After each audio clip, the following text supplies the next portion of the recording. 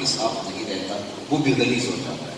تو جب کاروبار کے اندر سود شامل کر دیا جائے تو پھر پورا کاروبار، کسی بھی گناہ کی سزا کے طور پہ اللہ تعالیٰ نے اعلان جنگ نہیں دیا۔ ایک سود ایسا ہے کہ سود اور بے یہ ایک جیسے ہی تو ہیں۔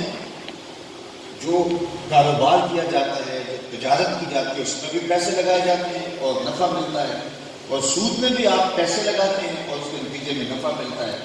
تو جس طرح وہاں پیسے ہیں یہاں قرآن مجید میں، یہ ایک نرالا اور انوکھا اصول ہے۔ قرآن مجید میں متعدد مقامات پر بہت سارے جرائم کی، گناہوں کی اور بدکاری کی نفی کی گئی ہے، اس کی حکمتیں بیان کی گئی۔ مثال کے طور پہ پتی کے بارے میں، زنا کے بارے میں کہا گیا انہ کان فاحشۃ وساء سبیلا، لا تقربوا الزنا، اس کے قریب بھی نہ جانا۔ یہ کھلی بے حیائی ہے اور یہ ایک انتہائی برا راستہ ہے۔ اسی طرح شراب کی حرمت بیان فرمائی اور فرمایا کہ وَاسْمُهُمَا أَكْبَرُ مِنْ نَفْعِهِمَا، ان کے اندر اگرچہ کچھ نفع بھی ہیں